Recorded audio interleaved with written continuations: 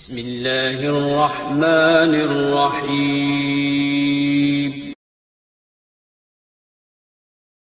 میرے پاس تو زیادہ تر لوگ مولانا طارق جمیل صاحب کے کلپ بھیجتے ہیں، انہوں نے یوں کہا، تو کیونکہ مشہور وہ ہیں زیادہ، ان کی تقریریں زیادہ مشہور ہیں۔ انہوں نے بیان میں یہ کہا کہ اللہ نے جنازہ پڑھایا نبی صلی اللہ علیہ وسلم کا، تو یہ تو گستاخی ہو گئی۔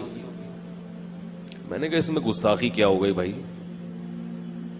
ہاں یہ الگ بات ہے کہ یہ حدیث سند کے لحاظ سے بہت کمزور ہے، اتنی کمزور روایت ہے، یہ تاریخی واقعہ، کوئی روایت بھی ایسی نہیں ہے، تو میں اس واقعے کو درست نہیں مانتا۔ یہ جو اللہ کا نے جنازہ پڑھایا، اس میں اختلاف رائے ہو سکتا ہے، ایک عالم کی یہ رائے ہو سکتی ہے کہ کوئی بھی تاریخی روایت ہے تو اس سے کوئی فقہی مسئلہ اگر ثابت نہیں ہو رہا تو اس کو بیان کرنے میں کوئی حرج نہیں ہے، اس سے کوئی حلال و حرام کا مسئلہ ثابت نہیں ہو رہا۔ دوسرے مولوی صاحب کی یہ رائے ہو سکتی ہے کہ نہیں بھائی، اس قسم کی چیزوں میں روایت ذرا ٹھیک ہے، بہت زیادہ صحیح روایت نہ ہو لیکن بہت کمزور بھی نہ ہو، تو یہ اختلاف رائے ہو سکتا ہے۔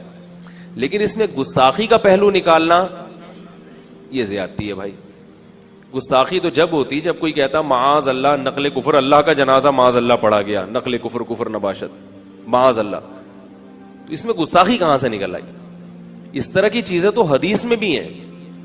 رسول اللہ صلی اللہ علیہ وسلم نے ارشاد فرمایا کہ جب کوئی بندہ کثرت سے نوافل پڑھتا ہے، نفلی عبادت کرتا ہے، صحیح حدیث ہے، تو اللہ تعالیٰ اس کے ہاتھ بن جاتے ہیں جس سے وہ پکڑتا ہے، اللہ اس کی آنکھیں بن جاتے ہیں جن سے وہ دیکھتا ہے، اللہ اس کے کان بن جاتے ہیں جن سے وہ بولتے کیوں نہیں سنتا ہے۔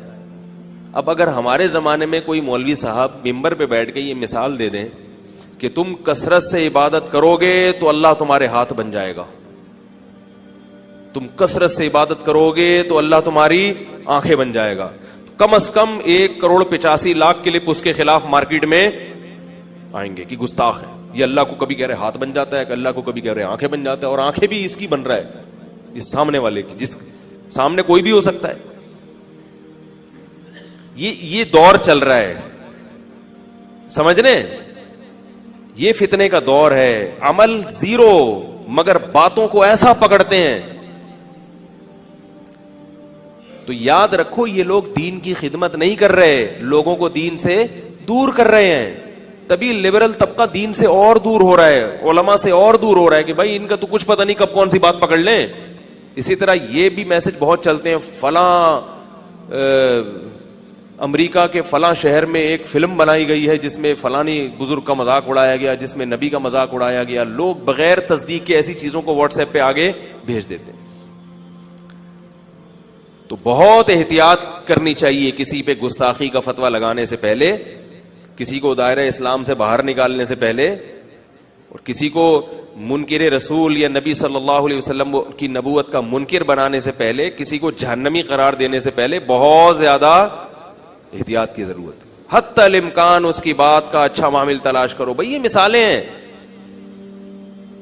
یہ جو نبی نے فرمایا کہ جب کوئی بندہ کثرت سے عبادت کرتا ہے تو اللہ اس کے ہاتھ بن جاتے ہیں جن سے وہ پکڑتا ہے، اللہ اس کی آنکھیں بن جاتی ہیں جن سے وہ دیکھتا ہے، اس کا صحیح مطلب بھی تو ہو سکتا ہے، اور صحیح مطلب ہے کیا مطلب؟ اس کا کوئی کام اللہ کی مرضی کے خلاف نہیں ہوتا۔ اب وہ اللہ سے پوچھ کے اپنے ہاتھ کو استعمال کرے گا، گویا اس نے اپنا ہاتھ اللہ کے ہاتھ میں دے دیا کہ اللہ میرا اختیار ختم اپنے ہاتھوں پہ، میرا اختیار ختم اپنی آنکھوں پہ، اب جس چیز کو تو کہے گا دیکھوں وہ میں دیکھوں گا، گویا میں تیری آنکھوں سے دیکھوں گا۔ لیکن اگر پکڑنا چاہو تو اسی پہ کہ اللہ کی آنکھ، اللہ کو یہ کیوں کہہ دیا کہ اس کی آنکھ بھی ہوتی ہے بھائی، اللہ کو یہ کیوں کہہ دیا کہ اس کے ہاتھ بھی ہوتے ہیں؟ کیا خیال ہے؟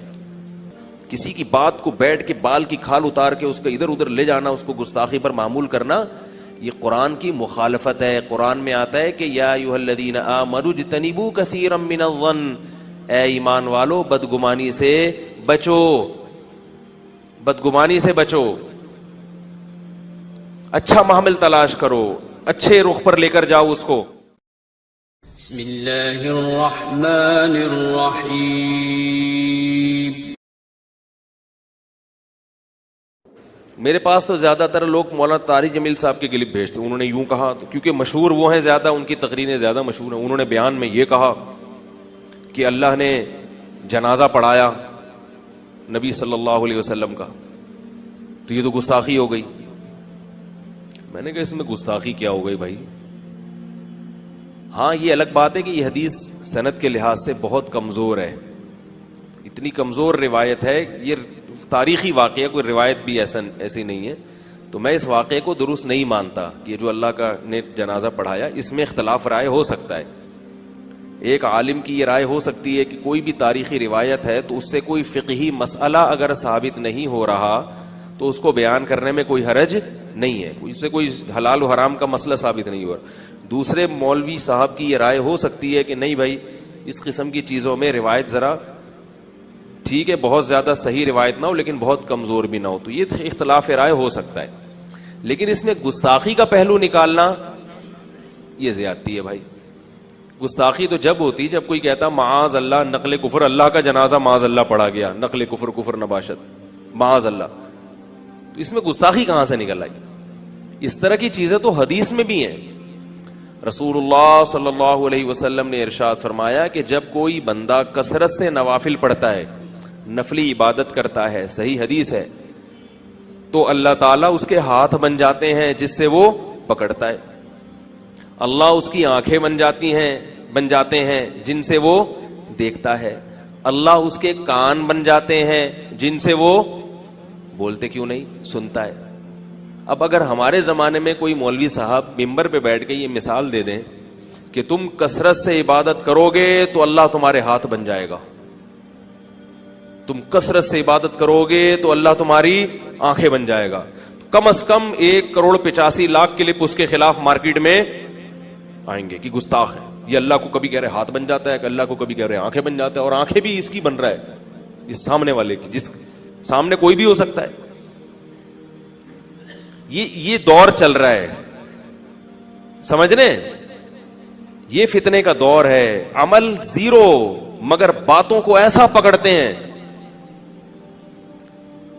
تو یاد رکھو یہ لوگ دین کی خدمت نہیں کر رہے، لوگوں کو دین سے دور کر رہے ہیں. تبھی لبرل طبقہ دین سے اور دور ہو رہا ہے، علماء سے اور دور ہو رہا ہے کہ بھائی ان کا تو کچھ پتہ نہیں کب کون سی بات پکڑ لیں. اسی طرح یہ بھی میسج بہت چلتے ہیں، فلاں امریکہ کے فلاں شہر میں ایک فلم بنائی گئی ہے جس میں فلانی بزرگ کا مذاق اڑایا گیا، جس میں نبی کا مذاق اڑایا گیا. لوگ بغیر تصدیق کے ایسی چیزوں کو واٹس ایپ پہ آگے بھیج دیتے ہیں. تو بہت احتیاط کرنی چاہیے کسی پہ گستاخی کا فتویٰ لگانے سے پہلے، کسی کو دائرہ اسلام سے باہر نکالنے سے پہلے، اور کسی کو منکر رسول یا نبی صلی اللہ علیہ وسلم کی نبوت کا منکر بنانے سے پہلے، کسی کو جہنمی قرار دینے سے پہلے بہت زیادہ احتیاط کی ضرورت. حتی الامکان اس کی بات کا اچھا معامل تلاش کرو. بھئی یہ مثالیں ہیں. یہ جو نبی نے فرمایا کہ جب کوئی بندہ کثرت سے عبادت کرتا ہے تو اللہ اس کے ہاتھ بن جاتے ہیں جن سے وہ پکڑتا ہے، اللہ اس کی آنکھیں بن جاتی ہیں جن سے وہ دیکھتا ہے. اس کا صحیح مطلب بھی تو ہو سکتا ہے، اور صحیح مطلب ہے کیا مطلب؟ اس کا کوئی کام اللہ کی مرضی کے خلاف نہیں ہوتا. اب وہ اللہ سے پوچھ کے اپنے ہاتھ کو استعمال کرے گا. گویا اس نے اپنا ہاتھ اللہ کے ہاتھ میں دے دیا کہ اللہ میرا اختیار ختم اپنے ہاتھوں پہ، میرا اختیار ختم اپنی آنکھوں پہ. اب جس چیز کو تو کہے گا دیکھوں وہ میں دیکھوں گا، گویا میں تیری آنکھوں سے دیکھوں گا. لیکن اگر پکڑنا چاہو تو اسی پہ کہ اللہ کی آنکھ، اللہ کو یہ کیوں کہہ دیا کہ اس کی آنکھ بھی ہوتی ہے بھائی، اللہ کو یہ کیوں کہہ دیا کہ اس کے ہاتھ بھی ہوتے ہیں. کیا خیال ہے؟